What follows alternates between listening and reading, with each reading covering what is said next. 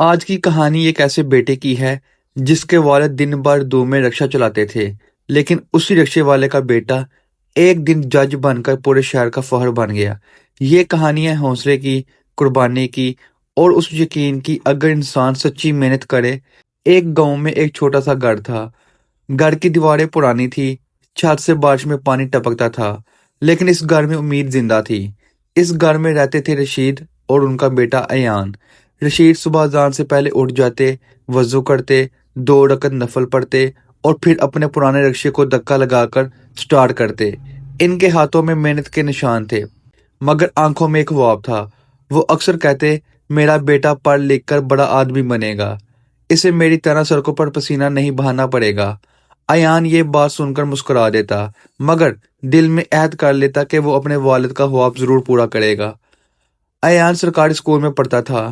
اس کی یونیفارم پرانی تھی، جوتوں کے تلوے گھسے ہوئے تھے۔ بعض بچے اس کا مذاق اڑاتے، ارے یہ رکشے والے کا بیٹا، یہ کیا جج بنے گا۔ ایان خاموش رہتا، مگر اس کی آنکھوں میں خواب ہمیشہ رہتا۔ ایک دن استاد نے پوچھا، بچوں بڑے ہو کر کیا بنو گے؟ کسی نے کہا ڈاکٹر، کسی نے کہا انجینئر۔ جب ایان کی باری آئی تو اس نے مضبوط آواز میں کہا، سر میں جج بنوں گا۔ کلاس میں کہہ کے گونج اٹھے، مگر استاد نے مسکرا کر کہا، بیٹا اگر تم محنت کرو گے تو ضرور بنو گے۔ خواب وہی سچ ہوتے ہیں جن کے لیے انسان راتوں کی نیند قربان کرے۔ وہ دن ایان کی زندگی کا موڑ تھا۔ رشید دن بھر رکشہ چلاتے، کبھی شدید گرمی، کبھی موسلادھار بارش، کبھی سرد ہوا، مگر وہ ہار نہ مانتے۔ ایک دن وہ تیز بہار میں بھی کام پر نکل گئے۔ ایان نے کہا، ابو آرام کر لیں۔ رشید نے جواب دیا، بیٹا اگر میں رک گیا تو تمہاری کتابیں کون خریدے گا؟ ایان کی آنکھوں میں آنسو آ گئے۔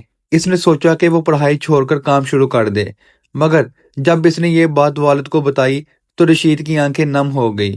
بیٹا اگر تم نے پڑھائی چھوڑ دی تو میری ساری محنت ضائع ہو جائے گی۔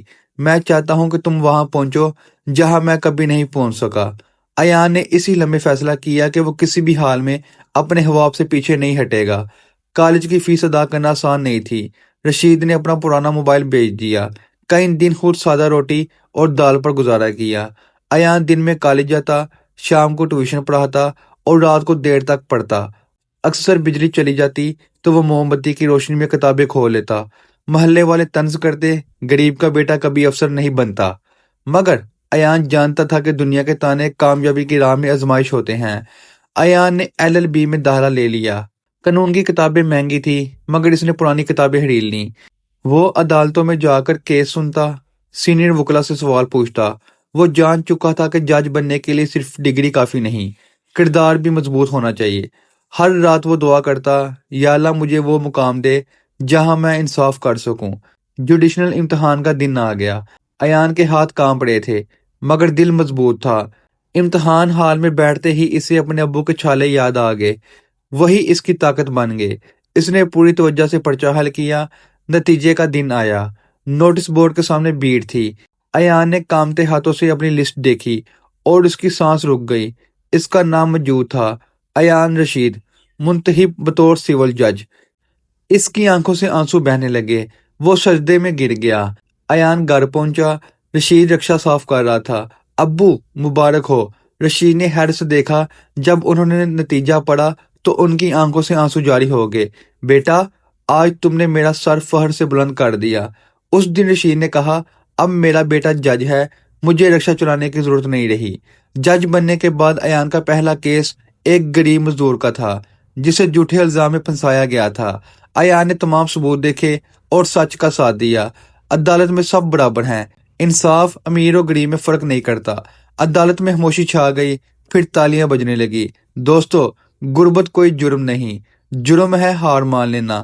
اگر ایک رکشے والے کا بیٹا جج بن سکتا ہے تو آپ بھی اپنے خواب پورے کر سکتے ہیں۔ یاد رکھیں، محنت کبھی ضائع نہیں ہوتی۔ ماں باپ کی دعا سب سے بڑی طاقت ہے۔ سچا ارادہ منزل تک ضرور پہنچاتا ہے۔ اگر آپ کو یہ کہانی پسند آئی ہے تو ویڈیو کو لائک کریں، چینل کو سبسکرائب کریں اور کمنٹس میں لکھیں محنت کی جیت۔ اللہ حافظ۔